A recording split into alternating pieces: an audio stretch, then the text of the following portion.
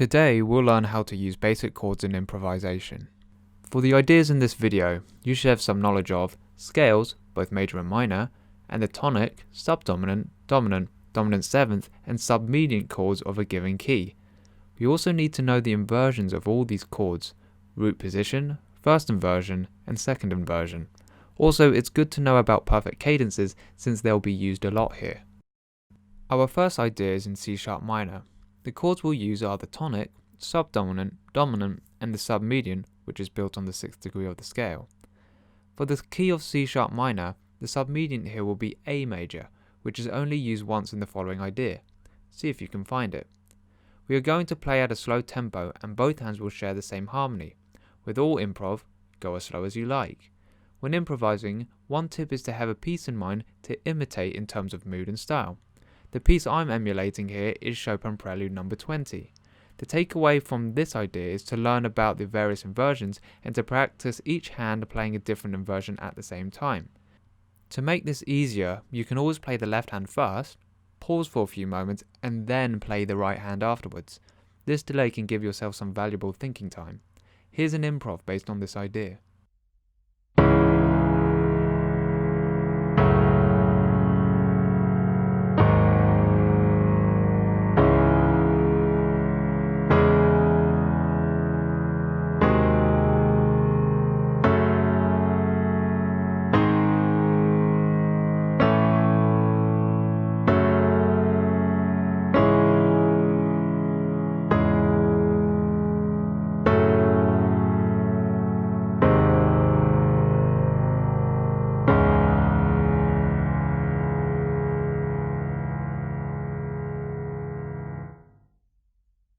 Let's move on to G major. At the start, our right hand will move down the scale playing a single note which will act as the melody. This right hand melody note will determine the harmonization that is used in the left hand. We can actually harmonize the scale using only the tonic, subdominant and dominant chords. Then we will move up and down the scale but now playing triad chords.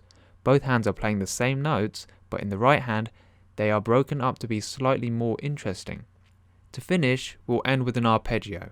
As you can see, once you familiarize yourself with the notes and chords, playing arpeggios based off the same harmony becomes much more straightforward.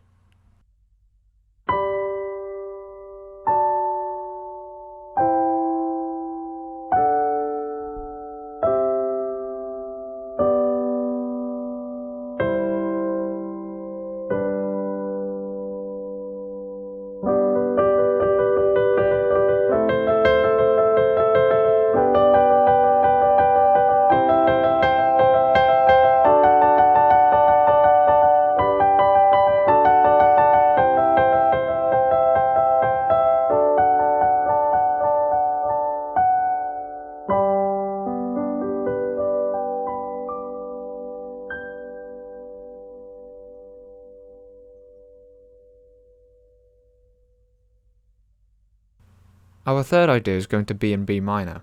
Both hands are going to share the same harmony and be arpeggiated for the beginning and end sections. For the middle section, you can play any melody you want with some basic left hand harmonization. These left hand chords can be repeated with a rhythm of your choice to make them sound more interesting, instead of each harmony being held down one at a time. There is one instance of a diminished chord in the following improv. See if you can find it.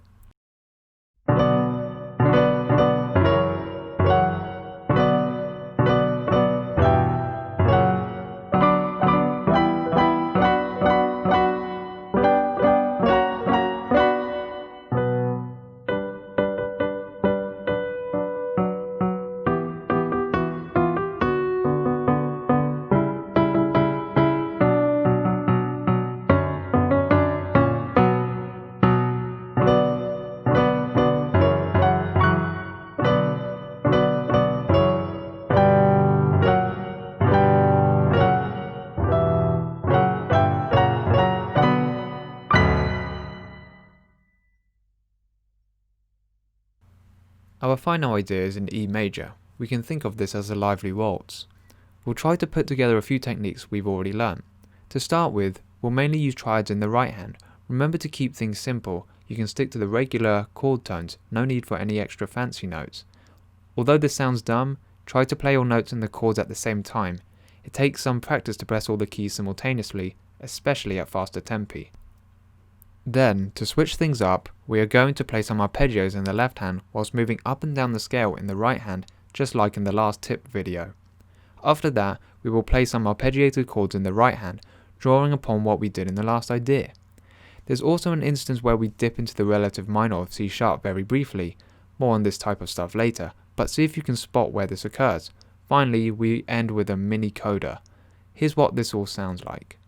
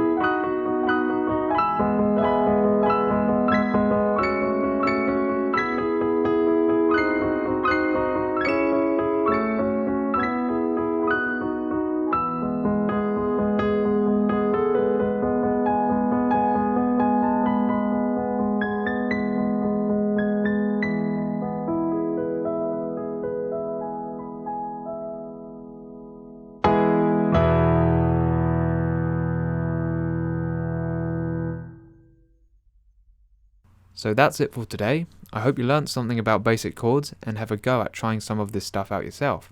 If you have any questions or suggestions, let me know. Have fun, and I'll see you later.